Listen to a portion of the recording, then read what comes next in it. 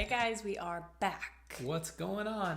Another week. And we're really excited about this one because something that Aubrey and I were talking about a little earlier today was that, I feel like this podcast is just turning into us throwing ourselves under the bus. Yeah. And I think that's good. Mm-hmm. Something that always really kind of wore on me a little bit that I didn't realize it did was, I'd start following someone, listening to their teachings, things like that. And it just seems like they never did anything wrong. And it's something that I could never reach. You know what I mean? It was always untouchable. Like, man, how are they always on? How are they always having a good day? How are they always spending multiple hours in the Word every single day? You know what I mean? And I'm just like, I don't think that's real. And so I just think that that's something the Lord really laid on our heart is to be real with you guys. And whenever we're going through something, whenever the Lord shows us certain things, that we're honest. And the beauty of this Christian walk is that it's nothing special that we do. It's what He does through us. I mean, we can keep trying to do things for Him and wear ourselves out, or we can just obey whenever He speaks and let Him do the work within us. And He wants to do all the work. Yeah. So that's kind of a little bit going into today because I think, was it yesterday or the day before yesterday, you had this like revelation that kind of kicked you in the tushy and also... It was the day before yesterday, yeah. Okay, yeah.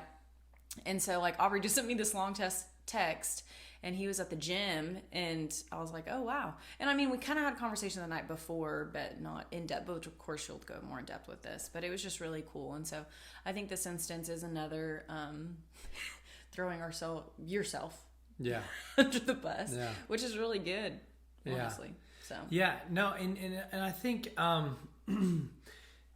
piece of authenticity was something that was birthed out of our desire to be authentic at all times, and not that we think that we're special or that we have everything figured out, or even being authentic isn't being led by your emotions in the moment. It's just saying we want to be authentic in our walk with Christ, that says we struggle just as much as the next person, but as we are growing in our relationship with Jesus, we want to share and be as transparent as we can, because I think it's not everything that you're good at that people respond to. I think when you're able to connect with people in a realm that's like, hey, it's okay, we both kind of suck at this. Yeah. That people can really bond, and it's like, oh man, because I think it's true that a lot of times we look at these big heroes of the faith and they preach these wisdom filled sermons, but they don't connect with the audience. It's like, oh well, or they make you feel like, oh yeah, back when I was an early Christian, I used to struggle with this. Well, what if I'm still struggling with that? Does that still mean that I'm going to stay a baby Christian my whole life? No, I think that all of us need to come to the realization that this is a journey that you go on, and as soon as you conquer one thing, or as soon as you recognize that you fall short in one area, that there's going to be more added, because we are a constant work in progress. Like even I love how the Bible puts it about we are His workmanship. And like you think about Jesus being a carpenter, right? Like he was a builder and started from one position, and by the time something was done, it looked completely different than when you have all the pieces laying there. I used to love Legos as a kid, and you'd get the Legos and they were all just pieces and it was a mess. But then as soon as you would build what was on the instructions and you'd put it all together, all of a sudden you have a masterpiece, or you have, or if you're like me, I always left a few steps out. That's why I didn't like Legos. Yeah. And so then it just turns into a mess. And I think that sometimes in our walk with the Lord, it's a lot like the Legos that you build, and sometimes we miss steps. Sometimes we take a few steps, or where we assume, like, let's say, how many of you guys have ever had the instructions and you kind of get the gist of something and you're like, oh, okay, I know how this works. Let me throw the instructions out of the way and just build this. I've put together many desks and things backwards because I'm like, okay, I get this. And I just, throw the instructions out of the way and just get to work. But I think that there's something about being on the journey with the Lord and following the instructions to the T. Because if you start at step A and the end is Z, but in the middle you skip LMNOP, then you're not the finished work at step Z that you want to be. I mean, maybe you are better than when you started at step A, but you missed a few steps in there in between. And so basically what I want to kind of hammer in on today is just the simple fact that as you dive in and you try to get closer with the Lord every day, I believe, it's my personal belief, that you are a workmanship that God is steadily, Holy Spirit is steadily trying to chip pieces off of you and turn you into, I mean, the Bible declares that he is the potter and I'm the clay. So we have to be shaped we have to be smoothed out. We have these rough edges and he's constantly trying to shape us into what he wants us to be. And so every day it has less to do with what I want and more to what God, what do you want from me today? What do you have for me today? And I just want to be where you are. And I'm just going to start this by just simply saying, I don't think that I've shared my full testimony on the podcast before. But in May of 2012, my brother was in an airplane crash, and we lost him at that time. He actually survived the crash, but then the injuries that he sustained were too much, and so that was an earth-shattering moment for me. It was. I lost my dad at 12, and then at 25 years old, I lost my brother. And my brother and I we butted heads just like the next set of siblings do. But because we didn't have a dad, like there was a bond there that I can't really explain with words. We fought as crazy as can be, but we also loved as crazy as can be. And he was one of my favorite people on the planet. And so when that happened, I was far from the Lord, and that just pushed me further from the Lord when Austin's accident happened. And from then on, and we're in 2021, I can't even hardly believe how time flies. But from then on, I was so down on who I was and everything and what all I had lost. I stopped kind of celebrating my birthdays in 2012 because when I thought about my birthday, it was always had negative connotations with it, because Austin and I, no matter if he was deployed or if I was deployed, he was in the Marines and I was in the Navy, and no matter where we were at in the Middle East, we always made sure that we talked to each other on our birthdays, and that was the doorbell. Our package is here. The package is I wonder here. what it is. Okay. But anyway, we always made sure that we were in contact with one another, and like to tell happy birthday or whatever. And I might not talk to anybody else, but I could always count on talking to my brother on my birthday. And so in 2012, that kind of stopped, and I just decided that I didn't want anybody to bring attention to me on my birthday, because it was always the phone calls that I got were never the ones that I truly wanted. And so in 2012, several months after that is actually when Jordan and I first met. And then we were we were married in beginning of 14. Yeah, beginning of 14, so not long after this. But we were together in 13 on my birthday, and like I kind of set a precedence there where it was like, hey, I know that in your family you guys go all out for birthdays. We do. But I don't want that. Mm-hmm. I don't want to do anything. I don't celebrate, and and I made it okay in my mind because of everything that I had walked through. It's like, and nobody could understand. Jordan couldn't understand, I'm sure, but that's just the way that I did things. And so we're coming up on my birthday now. Actually, today, the day that this goes live will actually be my birthday. Happy birthday! Yeah. So anyway, this year something different happened, and some friends of ours were like, "Hey, we should go do this," and we planned like this cool thing that and they'd be like, "Oh yeah, for Aubrey's birthday," and like I actually let myself get into the spirit of celebrating my birthday for the first time in 9 years, and I got my hopes up. Well, anyway, everything kind of fell through, and it didn't really happen, and I just remember being completely devastated. Like in my mind, I mean, not like to a point where it was crazy, but I just remember being really let down that these plans fell through.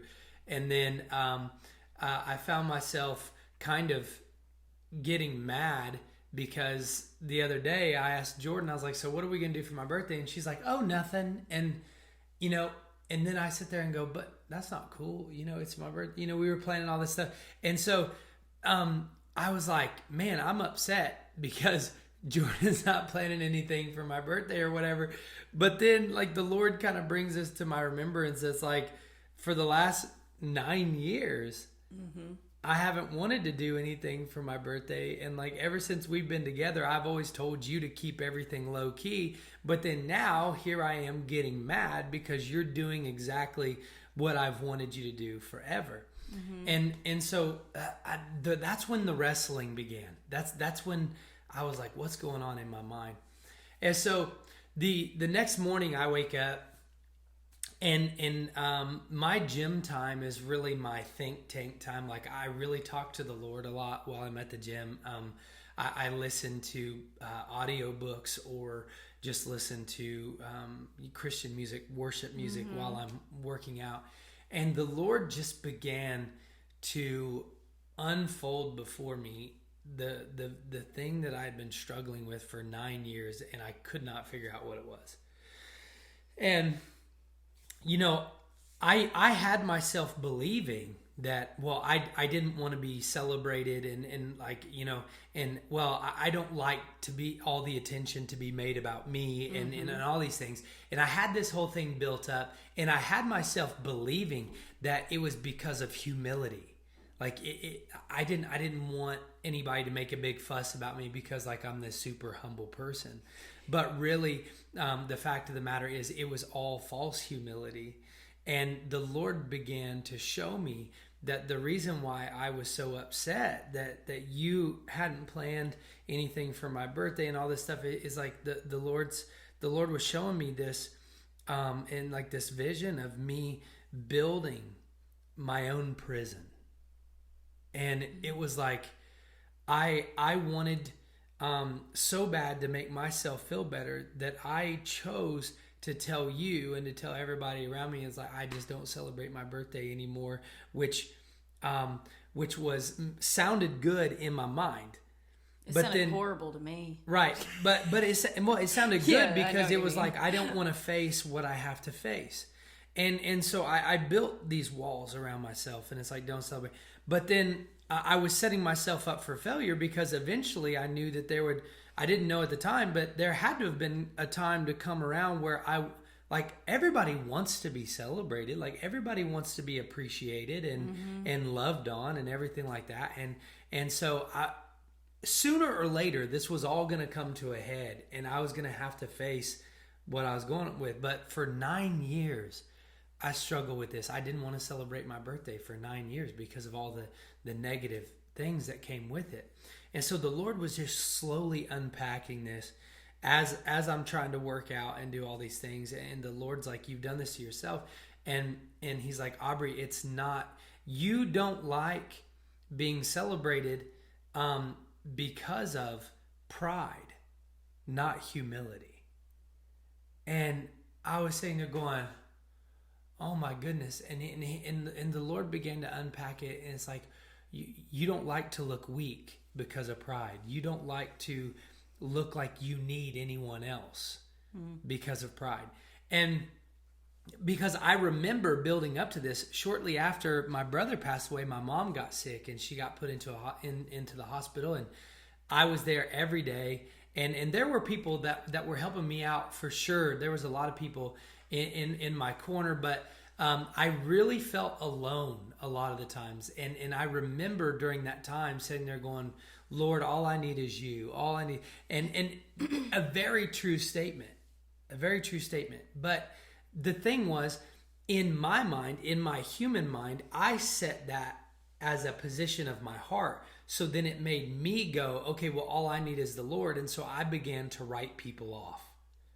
And so then in a very real world, I'm sitting here going, well, all I need is the Lord. But then that made me go into drive and be like, okay, well, that person's leaving me hanging, this person. And like, so I'm just writing all these people off. And it wasn't because I was just at a place where I was just so close with the Lord that the world was hating me. And it's just like, well, Lord, all I need is you. It was at a place where it's like, I became and moved into a position of pride, to where it's like, okay, well, I have the Lord, I don't need you, you know? And so then it was kind of spiteful versus just because I love the Lord so much, you know? That reminds me, when we were engaged, you always said you were the one-man wolf pack. Yeah. And I was like, cool. I guess I'll be over here. Yeah. Well, and that's the thing is like, yeah, at the end of the day, I remember sitting there several times just going, you know, if everybody else left me, I'd still have the Lord, and that's okay. And so then it actually kept me from building a lot of healthy relationships. But anyway, so I'm sitting here and I'm mad because there's not this big, birthday celebration, Parade. or whatever. But then I'm like, I built this up, and it's really been 9 years since I really celebrated my birthday. And it's like, dude, where did all that time go? And so I said 9 years. But anyway, so getting back on track. So anyway, the Lord starts to go to work on me while I'm at the gym, and he starts asking me all these questions about loving your neighbor and what that looks like, and I seriously felt like the rich young ruler, and thinking that I had everything figured out. And I'm like, well, Lord, I do that. I do love on people. I do, like, I want to do ministry. I want to serve you. I want to do all these things. And so the Lord began to show me, even in depth about, I've even made the joke here on the podcast several times. Well, I'm just not a hugger. Like, I don't like to hug. I'm not that affectionate person. Why? And then the Lord began to show me, have you ever asked why you're not an affectionate person? Mm-hmm. Why don't you like to hug? Why don't you do all this stuff? And so the Lord's like, just basically letting me have it. And he's like, Aubrey, you don't like to hug, you don't like to show affection because you don't want anybody close enough to see your vulnerability, so that they can hurt you like you've been hurt in the past. And so then I'm like, oh my gosh, wow. And he's like, and by you closing a door and not wanting to celebrate your birthday and letting the people around you love on you and celebrate you haven't been loving your neighbor. And he even began to show me Jordan sitting there, and like I was sitting there imagining the frustration of, like, have you ever tried to be there for somebody but they just wouldn't let you be, and I'm sitting there going, like, Jordan's amazing at gift giving. She gives amazing gifts, and a lot of times I haven't been letting her use her gifting on me because of the fact that I I wasn't completely healing of all that stuff. And the Lord began to show me this, and he's saying, Aubrey, I can't exchange your mourning with joy if you don't let me have it. He said, I can't give you this if you're not willing to let go of this. And so I'm sitting there wrecked, because then I'm sitting there thinking, I have not even let my spouse fully love me the way that they want to. And so then the Lord began to dive back into that subject. So Aubrey, what does it mean? What does it mean to love your neighbor? It means to not only treat others how you want to be treated, right? But it's to let others treat you the way that they desire to. And it has nothing whatsoever to do with you. It's basically saying, Aubrey, because you have kept everybody at an arm's length away for the last decade, you don't know how to love your neighbor, and you haven't been doing it. And so I'm sitting here going, oh my gosh. Because why? Like, what do? We put everybody in positions around us, just like, well, this is how close I want you. Like, I want you to come this close, but you got to stay over here. And we try to control how all these relationships affect us. And we try to treat others as we want to be treated, but we won't allow others to treat us the way that they want to. Therefore, you are hindering other people's giftings in your life because you're uncomfortable. And the reason why you try to control all those relationships is because you're prideful and you want things done your way, and you are not allowing others to love you to the place where they want to love you to. And I was sitting there going, oh my gosh, like, and I said, well, you know, I thought about all these characteristics and all these traits, right? And I'm sitting here going, well, some people just aren't huggers. You know, some people just want to be left alone. Some people are a people person, and some people are more reclusive, and all these things. And I was going through all these in my mind. And this is all, you know, while I'm at the gym, you know, I'm deep in thought. And the Lord goes, Aubrey, what you think that you've developed as character traits, right? Like, I don't like to hug. I don't like to be affectionate. He said, I never told you to take on those traits. I told you not to develop your own, but to take on my traits.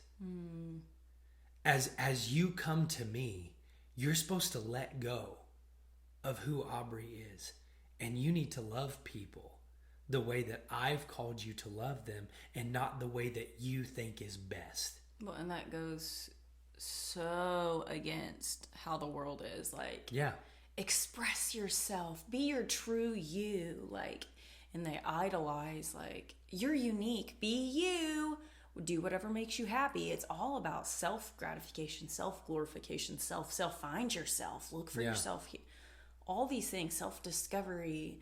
But it's like, what does Paul say? Like, woe is, like, I am nothing, pretty much. He's like, I'm the chief among sinners. Like, Paul, I'm pretty sure Paul was, like, pretty high up there in the whole teacher category and, like, looking up to category. And once you get to the place where, like, we always joke about this. Our friend Zach, like, we'll be talking about the Lord. He's like, oh man, I'm trash. Yeah, he's like, I'm just so trash, bro. But he's not saying it so that we're like, oh, there, Zach. No, you're not. Here's all 5 characteristics that make you not trash. Yeah. But he's just really thinking, like, wow. It's that whole Paul situation, like, I am the chief among sinners. Yeah. Wow, the Lord really, like, that moment you had at the gym. And it's like, when we get to that place to where, you know what? Wow, I am nothing without Christ. Those characteristics, like you were talking about, I can create all these different things. I can do all these things and make myself look like somebody I think everybody would want me to be. Yeah. Or I think will protect me, you know? And it's like, man, when you really realize it ain't about you. We're like nothing. Yeah. Well, and it's important to understand that pride and selfishness can take on so many different forms. Like you think about even the way that you treat people in general. You can be the most giving person in the world, but if your motive is to give so that people will like me, it's still selfish, right? Yeah. And so we build up these ideas and these character traits in our mind, and literally the Lord is sitting here going, dude, I never asked you to build those character traits or to use them as an excuse. And he's like, just like the Lord never gave me clearance to use my past and the pain that I had walked through to put up walls toward people. The Lord is not a wall builder. Mm-hmm. He's a destroyer. He breaks down walls. Mm-hmm. He breaks down principalities and powers. Like he destroys anything that keeps us from seeing him face to face and being with him. And so I was sitting there in the midst of this going, oh my gosh. And you know, I thought about why do I do this? Yeah, why am I not a hugger? It's like, because it makes me feel uncomfortable. But what if the person on the other side of that hug needs it? Mm-hmm. You know what I mean? Like what if there's somebody that's going, man, if somebody could just hug me today, that would, you know, or maybe they don't even know that they need a hug, but whenever they hug you, all of a sudden it's like, oh my gosh, I needed that today, you know. But it's all about how we feel. Well, you know, I want to do this, or I go to church on Sunday, and you know, I feel good about reading my Bible here, but you know, I really don't feel like it at home. I don't feel like leading my children in Bible study or anything like that. Everything in our life revolves around how we feel. And I'm literally sitting here at the gym being wrecked by the Lord, and because there's been so many years of people just being like, man, Aubrey, you've been through so much, it's amazing and all these things. And I'm not saying that the Lord has not done amazing things in my life. He has, but there's still more to go. Yeah. There's still hard edges that need to be smoothed out. There is still things in all of us that need to be submitted to the Lord. And even in the midst of that, it's like you would think, okay, well, and everybody in my life, you know, probably distance themselves on certain subjects because it's like, ooh, that's touchy for Aubrey. And I mean, I even remember conversations, arguments that Jordan and I would have, and I would just be like, well, this is the way I do things. And she's like, why? And I was like, well, you don't understand. You've never lost anybody in that close proximity to you like I have, so you can't understand. And I allowed the fact that that to become truth in my mind, that, you know, it's okay for me to be a certain way because I've dealt with so much, or not even just excusing it, but like, or not just accepting it, but just excusing it away and being like, oh, well, you know, sorry I'm this way, but it's because of everything that I've wrestled with. And so then, just like somebody that's struggling with alcohol or drugs or whatever, you can enable pride. Mm-hmm. You can let somebody just roll around in their pride, and then all of a sudden you can realize we're 9 years down the road, and I haven't allowed people to celebrate me on my birthday or celebrated myself for thanking God for another year on the planet. Instead, I allowed my pride to become so inner focused, and it was like I was trying so hard to avoid that pain of thinking about my parents and thinking about my brother, that on a day that most everybody else is happy, I've allowed it to be something that drains me. Mm-hmm. And I surrendered a lot of things to the Lord, but I never surrendered that.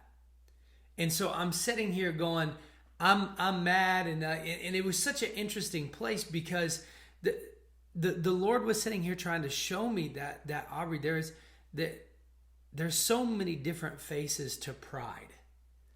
And a lot of times we don't recognize it as pride, but anything that tries to, you know, exalt the me in any given situation is due to pride. It's all due to pride. And because of that, I never fully let Jordan love me the way that she wanted to, and a lot of other people, because my birthday makes me feel bad. Therefore, don't touch it. Don't go anywhere near it because it's a trigger for me.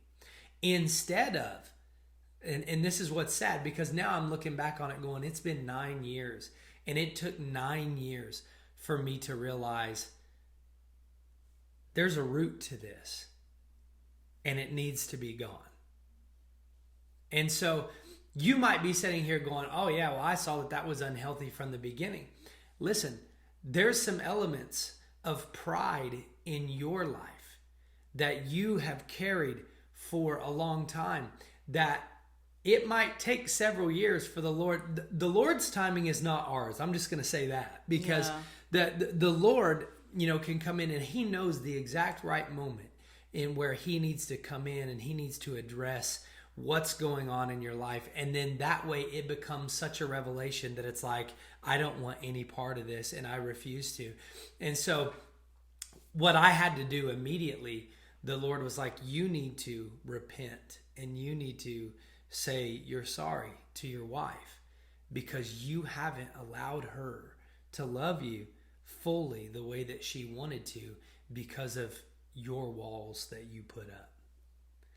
And so, yeah, I sent that long text message while I was at the gym, but it just wrecked me because we are so focused on whatever helps me, like whatever makes me feel good, whatever I can do.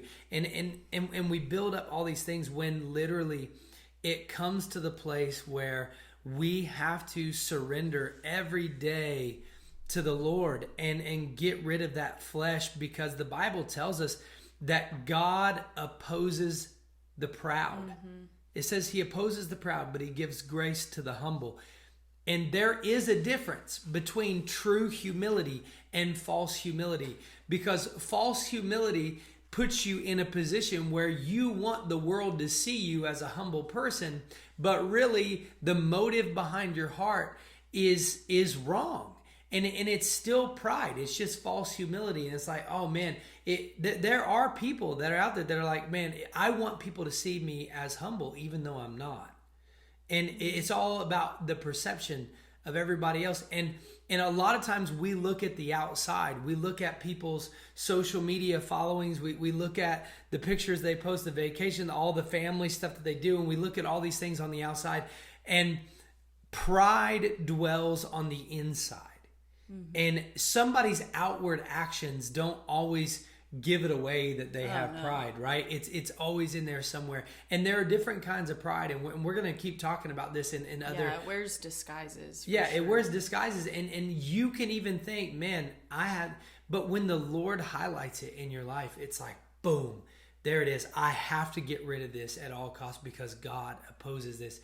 And we teach theology about what God can do for us, and like, oh man, Lord, I'm praying for my finances so you can bless my finances, bless my family, bless, and we just focus on all these things about what God can do for us, instead of just literally saying, Lord, what in me needs to be laid and sacrificed at your feet? What pride in me needs to be extinguished, right? Like right there, what the Lord told me, he said, Aubrey, I cannot exchange your mourning for joy if you don't give it to me. A lot of times we will go a certain percentage of the way there. We will go halfway. We'll go 75% of the way, but there's always a remnant that remains. And the Lord is going, I'm looking for people that are just going to give it all and just completely pull that weed up by the root and sacrifice it and get rid of it and stop self-sabotaging yourself. And we focus on a lot of outward things. We focus on our actions. We focus on our works. And we ask God to bless the work of our hands, and it's all outside, when the Bible tells us that everything that's important to God is in the heart.